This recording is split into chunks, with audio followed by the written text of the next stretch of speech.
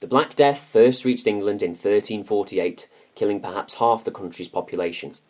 Scientifically known as bubonic plague, the most common symptom was swelling of the lymph nodes, often in the groin or under the armpits, creating lumps called buboes. This occurred in tandem with painful muscle cramps, fever, and a host of other symptoms, including a curiously sweet odour in the nostrils before the first physical signs.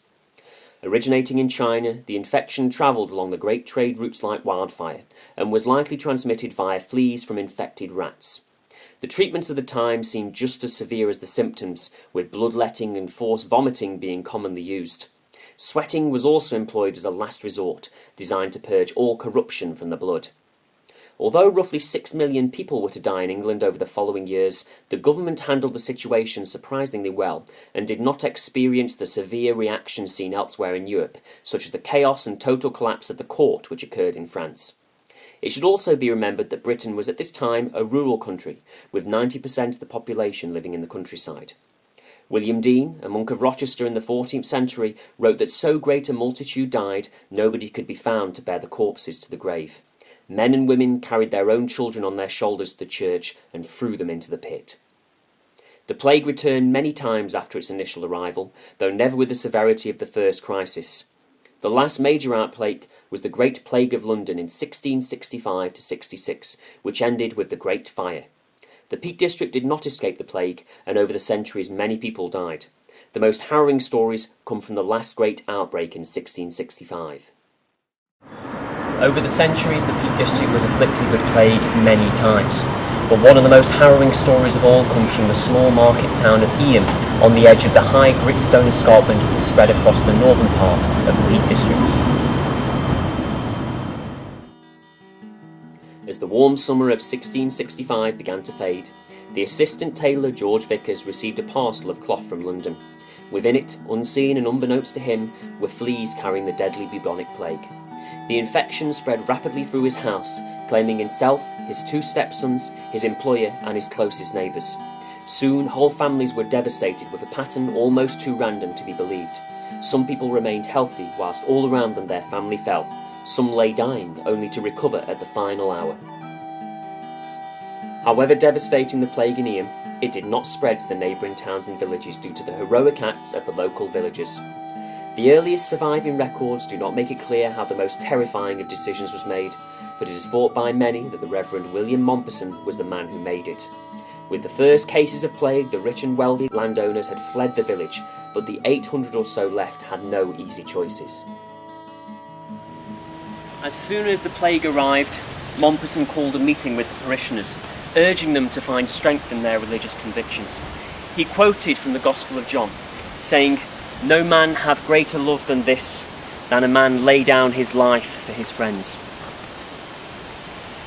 He decided that in order to save the surrounding villages, they must do 3 things.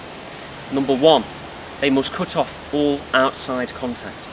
Number 2, that the people in the village should not meet up and congregate for fear of passing on the plague to each other.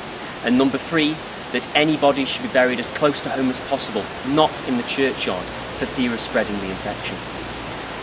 All of this meant that the villagers were locked in the very houses where the plague lived, housed where unfortunately many of them would meet their death.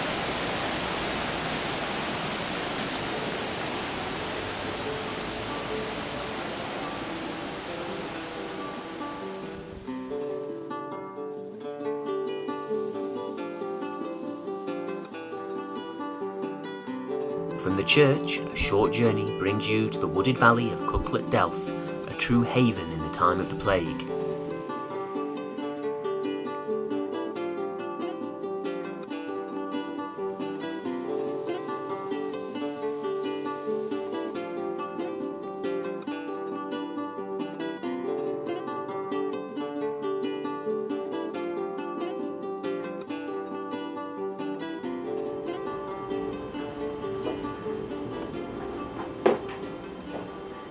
As the location for his outdoor sermons, Mompesson chose Cucklet Delf, an impressive series of natural limestone arches and caves on the outskirts of the village. From here, Mompesson would stand in front of one of the arches from where he could address the congregation. and the people were spread out in their family groups along the hillside, so not one could infect the other. It was important they could still keep up their religious belief and worship every Sunday, and it also meant that at least once a week there would be an opportunity for them to socialise, though of course the news was not always good.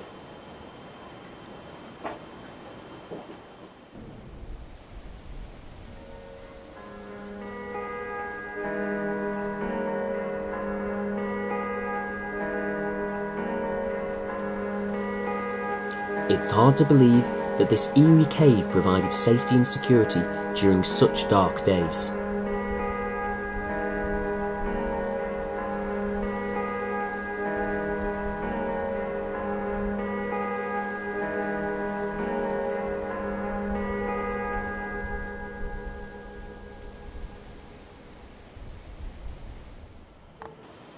One of the saddest tales from the time of the plague concerns two star-crossed lovers. Emmet Siddle was a young girl from Eyam village, and Roland Tall was the son of a miller from Stony Middleton. Their love affair began before the outbreak of the plague, but as soon as the boundaries put down, it seemed their future together was doomed. However, Roland chose to brave the blockades and came to the edge of Cucklet Delft so he could address his true love from afar. One day when he came, she was there no longer. Fearing the worst, he had to wait until the ban was lifted before he could finally enter the village. Emmet had passed away, along with her father, her brothers and her sisters. Roland was heartbroken and never married for the rest of his life. Roland's is just one of many tragic and horrifying stories from the time of the plague. No family in the village was untouched by this monstrous disease. The winter months brought some respite, but in the spring the rats re-emerged and the deaths escalated once again. The outbreak peaked in August when the plague took 78 lives. By the end of the year, a third of the village's residents had died. William Mompesson was born in 1638, and with his wife and two children, George and Elizabeth, moved to Eyam in the April of 1664. When the plague broke out, he wanted Catherine and his children to leave. The children were sent to relatives in Yorkshire, but Catherine refused to go and stayed by his side. She looked after him whilst he gave strength to so many others in the village. It is said that one night when the two of them were out walking in the field behind the rectory, she remarked how sweet the air smelt. She died a few days later, the 200th victim of the plague.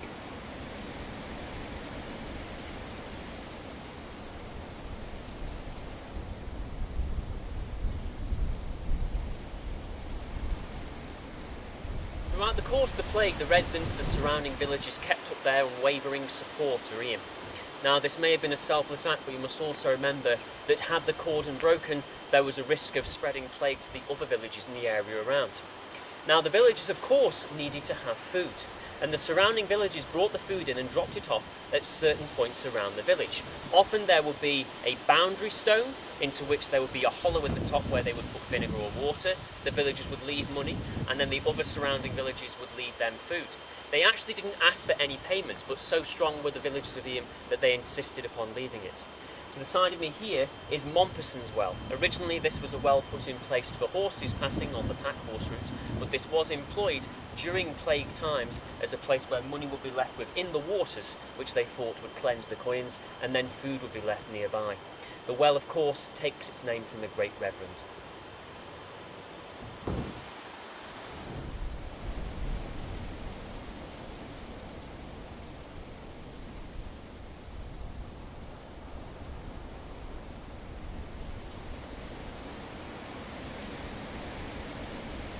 Across the slope is another tangible link to the plague, this one coming from the last days of the terrible outbreak.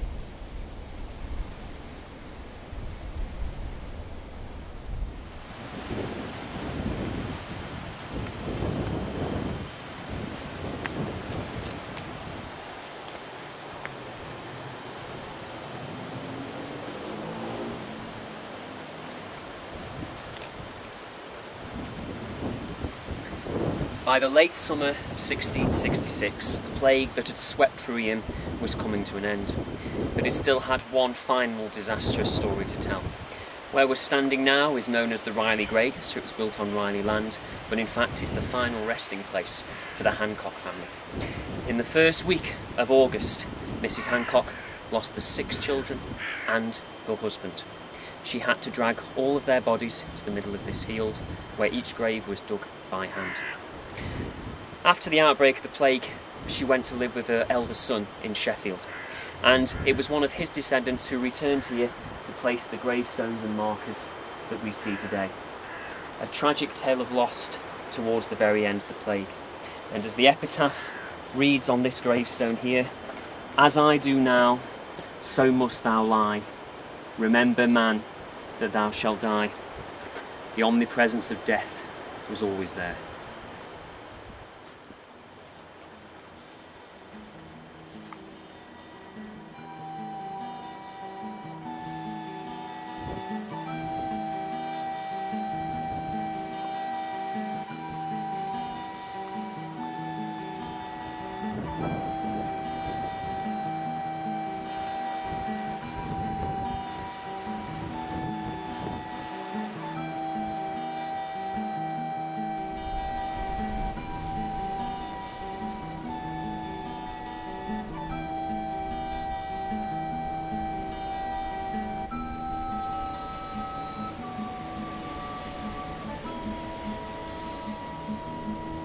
By the autumn of 1666, the plague had died out.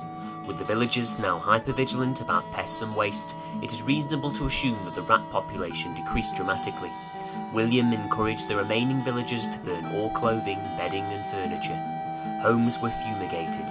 In a letter which survives, he wrote, "My ears never heard such doleful lamentations, my nose never smelt such noisome smells, and my eyes never beheld such ghastly spectacles." The village survived, but at a terrible cost. Even today, Eyam contains families who can trace their lineage back to the time the Black Death took so many of their ancestors.